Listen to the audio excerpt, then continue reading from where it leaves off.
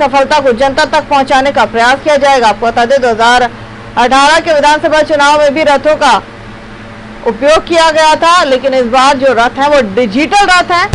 शिवराज है तो विश्वास है कि साथ करेंगे प्रचार। सीएम शिवराज और प्रदेश अध्यक्ष बीडी शर्मा दिखाएंगे हरी झंडी। तो इस वक्त की बड़ी खबर आपको बता रहे हैं राजधानी भोपाल से, जहां पर विधानसभा उपचुनाव को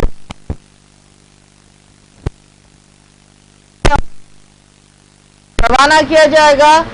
28 विधानसभा क्षेत्रों में ये रथ जाएंगे और सरकार की जो योजनाएं हैं, सरकार की जो बातें रही हैं, मंशा रही है, वो जनता तक पहुंचाएंगे। हमारे साथ सीधे जुड़े हमारे स्टेट हेड राजेश सक्सेना जी। राजेश जी, 2018 में भी रथ की तैयारी की गई थी और रवाना किया गया था, लेकिन इस बार इस रथ का स्वरूप बदल गया है।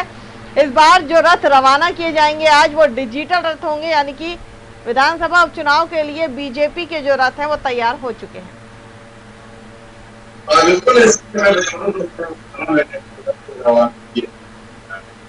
वो भी डिजिटल और इस बार भी 28 सीटों पर जहां चुनाव होने जा रहा है, ये भी डिजिटल रथ है। क्योंकि डिजिटलाइजेशन इसलिए इसको लेकर क्योंकि एक बड़ी स्क्रीन इस रथ में लगाई गई है। पहले भी 2018 में लगाई गई थी और जो 15 सालों का कामकाज था सरकार का, बीजेपी का, वो उसमें दिखाया गया था, वो उसमें प्रसारित और प्रचारित किया गया था। लेकिन इस बार का जो रथ है वो इस मायने में अलग है कि दोनों चीजें इस बार डिजिटल रथ में है। एक तरफ सरकार अपनी उपलब्धियां बताएंगी, 6-7 महीने में कोरोना काल में जो कुछ किया और जो कुछ चाहे जन कल्याण का कार्यक्रम हो या फिर विकास के काम हो या फिर कोरोना काल में किस तरह से सरकार ने इस पर काम किया, ये बताया जाएगा। तो दूसरी तरफ जो 15 महीने कांग्रेस की सरकार रही, उसकी विफलता भी इस डिजिटल रथ में बताई जाएगी।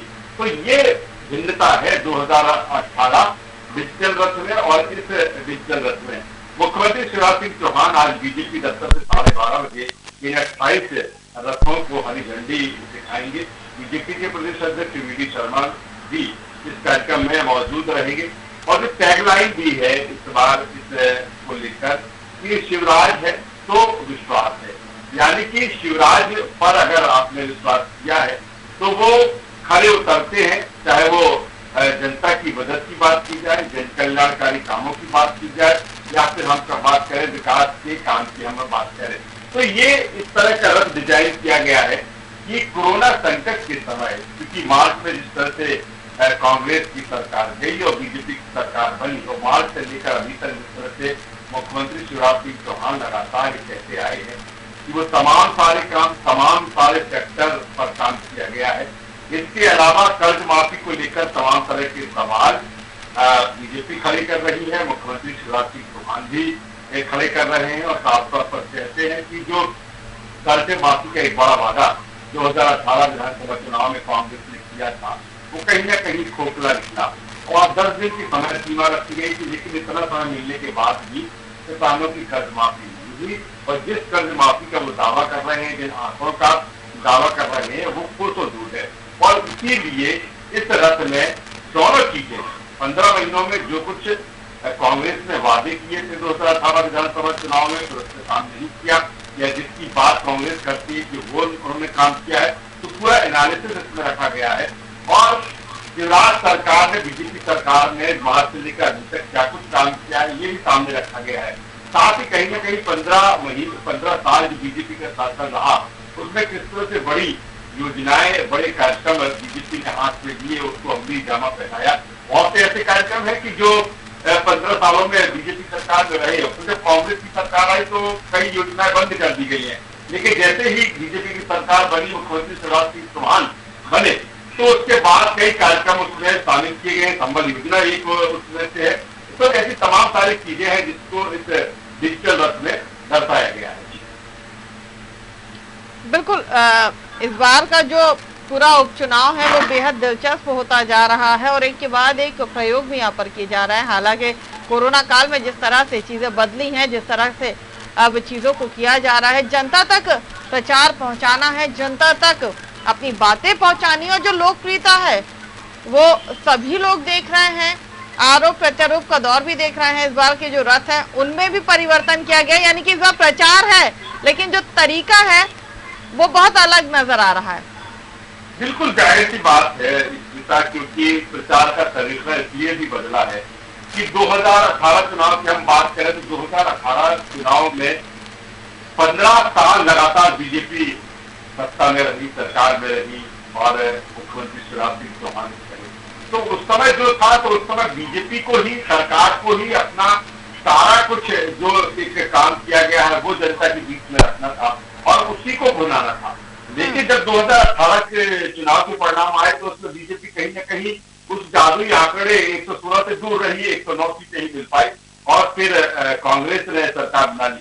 हालांकि मुख्यमंत्री शिवराज सिंह चौहान ये भी कहते हैं कि बहुमत तो कांग्रेस को भी नहीं मिला था और अगर बीजेपी चाहती तो वो भी सरकार बना सकती थी, लेकिन हमने ऐसा नहीं किया क्योंकि कांग्रेस की 114 सीटें आई थी।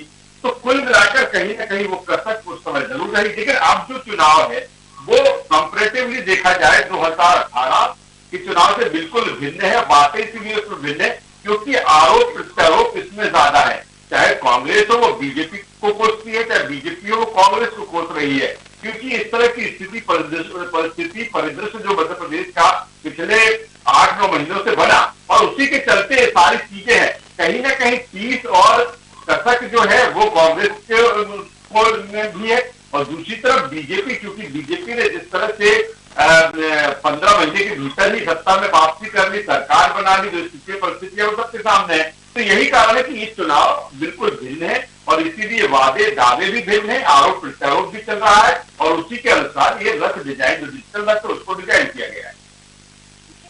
ये भी देख रहे हैं राजेश जी, अगर बात की जाए तो कल इंदौर में वॉर रूम का भी जो है उसे खोल दिया गया है। ताई ने उसका उद्घाटन किया था। वहां पर भी उन्होंने एक बात की थी कि इस बार जो पिछली बार जो चुनाव हुआ था 2018 में, उसमें बीजेपी की लोकप्रियता कम नहीं हुई थी। हाँ, सरकार जरूर कांग्रेस ने बनाई थी, लेकिन जो नाराजगी की बात कही जा रही थी उस वक्त, या फिर अभी भी जो कहा जा रहा है कि जनता नाराज थी और जोड़ तोड़ करके सरकार को बनाया गया या फिर धोखा देके सरकार बनाई गई है, जो था, ये तमाम चीजें थी। लेकिन वहां पर भी उन्होंने ये बात कही कि से किसी तरह की नाराजगी यहाँ नहीं थी। इसके अलावा अगर बीजेपी की तैयारियों की बात की जाए तो मंडल सम्मेलन जो है वो अभी तक 111 हो चुके हैं, लगातार तैयारियां हो रही है और आज डिजिटल रथ जो है वो भी रवाना किया जा रहा है।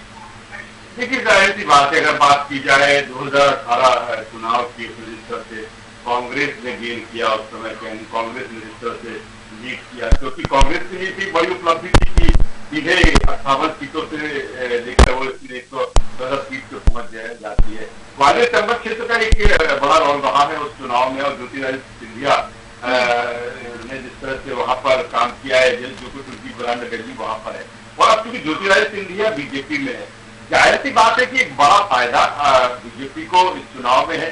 सरकार बनाने में तो रहा ही, हमने जिस तरह से देखा कि एक साथ 22 जो मंत्री थे, पूर्व मंत्री या जो विधायक थे, सिंधिया समर्थक, उन्होंने बगावत की, त्याग पत्र दिया कांग्रेस से और फिर बीजेपी में शामिल हो गए। और अब क्योंकि ग्वालियर चंबल क्षेत्र की बात करें तो जिस तरह से ज्योतिरादित्य सिंधिया को लेकर कहा गया कि कहीं ना कहीं जो सम्मान, जो स्थान सरकार बनने के बाद उन्हें मिलना चाहिए, वो नहीं मिला और यही कारण कि वो तमाम सारे उनके समर्थक मंत्री और जो विधायक रहे हैं, उन्होंने अपना विश्वास पूरी तरीके से ज्योतिरादित्य सिंधिया में दिखाया और वहां से अलविदा कहके वो बीजेपी में शामिल हो गए। इसीलिए आज बीजेपी की सरकार 15 महीनों के भीतर ही बीजेपी फिर से सत्ता में वापसी कर दी। अब क्योंकि चुनाव है, चुनाव स्थायित्व को लेकर है, शिवराज सरकार के स्थायित्व को लेकर चुनाव है, तो ऐसे में अब 28 में से ज्यादा सीटें बीजेपी इसको जीते, इसके लिए लगातार वो जोर आजमाइश कर रही है, जिससे कि बाकी जो बचा हुआ 3 साल बचते हैं उसको बेहतर तरीके से वो कार्यकाल पूरा कर सके। दूसरी तरफ अगर कांग्रेस की बात करें तो कांग्रेस जिस तरह से तमाम तरह के आरोप लगा रही है बीजेपी की कैसे उन्होंने सरकार बनाई है, तो कहीं ना कहीं सत्ता की वापसी के लिए कांग्रेस भी पूरी जोर आजमाइश कर रही है। लेकिन अगर कुल मिलाकर देखा जाए, अंततः देखा जाए तो बीजेपी काफी कम्फर्ट जोन में है क्योंकि उसको सीटें कम चाहिए। हालांकि कांग्रेस के जो दावे हैं 28 में से 28 सीटें जीतने की बात कर रही है। अब किस आधार पर ये दावे हैं कांग्रेस की, ये तो कांग्रेस ही जाने, किसी कमलनाथ ही जाने, लेकिन कुल मिलाकर देखा जाए तो बीजेपी काफी कंफर्ट जोन में है, वही कांग्रेस को काफी मेहनत मशक्कत इस चुनाव में करना पड़ा। बिल्कुल, बहुत बहुत शुक्रिया राजेश हमारे साथ जुड़ने के लिए और तमाम जानकारी साझा करने के लिए। तो बीजेपी ने डिजिटल रथ जो है वो तैयार कर लिए हैं उन तमाम 28 विधानसभा के लिए जहां पर उपचुनाव होना है। आज मुख्यमंत्री शिवराज सिंह चौहान और प्रदेश अध्यक्ष बी.डी. शर्मा बीजेपी कार्यालय से इन रथों को हरी झंडी दिखाकर रवाना करेंगे। और इस बार नारा भी अलग है, शिवराज है तो विश्वास है। इस नारे के साथ प्रचार किया जाए और जो सरकार की उपलब्धियां हैं वो जनता तक पहुंचाई जाएंगी।